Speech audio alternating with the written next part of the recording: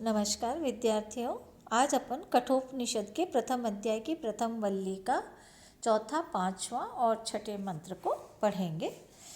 पांचवा मंत्र है स होवाच पितरम तत्कस्मै मां दास्यसीति।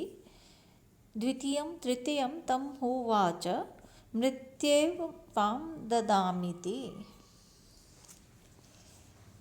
सह वह नचिकेता पितरम पिता गौतम को ह उवाच बोला, हे तात, हे पिताजी, माम मुझको कस्मै किस ऋत्विक को दास्यसी दक्षिणा में दोगे।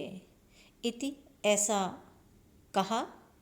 द्वितीयम ऐसा दूसरी बार, तृतीयम तीसरी बार कहा। तम उस नचिकेता को ह उवाच व पिता गौतम ने कहा, त्वाम तुम्हें मृत्यवे मृत्यु को यमराज को ददामी देता हूँ। इति ऐसा अर्थात अनर्थक दान के कारण यज्ञ की पूर्णता न होने से पिता को प्राप्त होने वाला अनिष्ट फल नरक मुझ जैसे सत्पुत्र को आत्मबलिदान करके भी दूर करना चाहिए तथा पुत्र भी परम संपत्ति रूप ही होता है, अतः उसका भी विश्वजीत यज्ञ में दान होना चाहिए। यह सोचकर नचिकेता अपने पिता के समीप जाकर उनसे बोला, हे पिताजी, आप मुझे किस ऋत्विक को दान करेंगे। इस प्रकार कहने पर भी पिता ने जब उसकी उपेक्षा की, प्रत्युत्तर नहीं दिया, तो नचिकेता ने 2-3 बार ऐसा ही कहा, पिताजी, आप मुझे किसको दान करेंगे। तब पिता ने सोचा कि यह बालकों का सा स्वभाव वाला नहीं है, अतः वे क्रोधित हो गए तथा अपने पुत्र नचिकेता से बोले, मैं तुम्हें मृत्यु को दान करता हूँ। मृत्यवे इसमें दा धातु के योग में चतुर्थी विभक्ति है। तत् ये तात का वैदिक रूप है। अब अपन पांचवें मंत्र को पढ़ रहे हैं।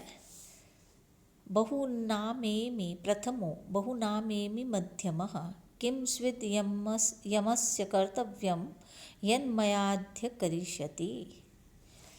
अनुवाद कर रहे हैं। बहुनाम बहुत से पुत्रों और शिष्यों में प्रथमः मैं प्रथम हूँ या प्रथम एमि आचरण करता हूँ। बहुनाम प्रथम से तात्पर्य यहाँ पर श्रेष्ठ है, अर्थात मैं बहुत से पुत्रों शिष्यों में श्रेष्ठ आचरण करता हूँ। बहुनाम और बहुत से शिष्यों और पुत्रों में मध्यमः एमि मध्यम आचरण करता हूँ, कभी भी अधम आचरण नहीं करता हूँ। यमस्य यम का किम स्विद कौन सा कर्तव्यम कार्य है, यत जिसे अद्य आज मया मेरे द्वारा करिष्यति सिद्ध करेंगे, अर्थात मुझे यमराज को दान करके सिद्ध करेंगे।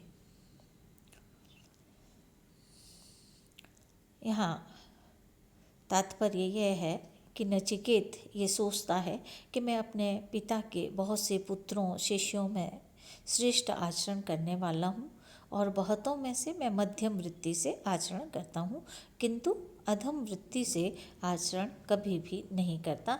फिर भी ऐसे विशिष्ट गुण संपन्न मुझ जैसे पुत्र को भी पिताजी यमराज को देना चाहते हैं, तो यमराज का ऐसा कौन सा कार्य है जिसे वे मेरे द्वारा सिद्ध करेंगे।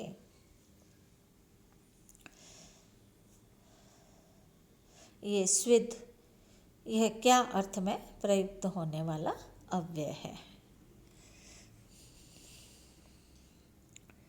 यहाँ अब आगे अपन छठे उसको मंत्र को पढ़ रहे हैं। अनुपस्य यथा पूर्वे प्रतिपस्य यथा अपरे सस्यम एव मर्त्यः पच्यते शस्यमिवा जायते पुनः। यथा जिस प्रकार से पूर्वे आपके पूर्व पुरुष पिता पितामह आदि आचरण करते थे, अनुपस्य उसे देखिए तथा और जिस प्रकार से अपरे वर्तमानकालिक ऋषि आचरण करते हैं प्रतिपश्य उसे भी देखिए। मर्त्यः ये मरण धर्मा मनुष्य, सस्यम एवं खेती की तरह पच्यते पकता है अर्थात वृद्ध होता है और मृत्यु को प्राप्त होता है। सस्यम एवं और खेती की तरह ही पुनः आ जायते फिर से उत्पन्न होता है। यहाँ यद्यपि नचिकेता पिता के व्यवहार से यह निष्कर्ष निकाल लेता है कि पिताजी ने क्रोधवश ही मुझे यम को देने की बात कही है, किंतु फिर भी पिता का वचन मिथ्या न हो ऐसा विचार करके उसने पिता से उपयुक्त बातें कही। पिता भी यह सोचकर दुखी हो रहे थे कि मैंने ये क्या कह डाला।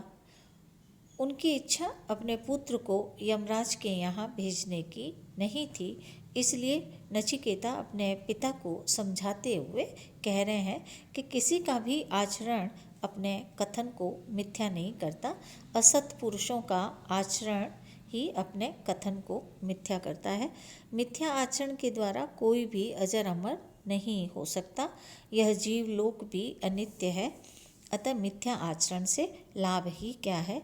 इसलिए सत्य पालन के लिए आप मुझे यमराज के पास जाने की अनुमति दीजिए।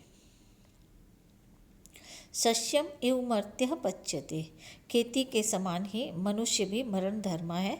वह वृद्ध होता है, मरता है और फिर जन्म लेता है। श्रीमद् भगवद गीता में भी ये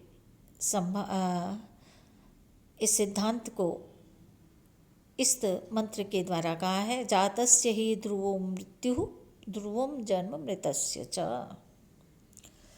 धन्यवाद। आज का अपना लेक्चर यहीं समाप्त होता है।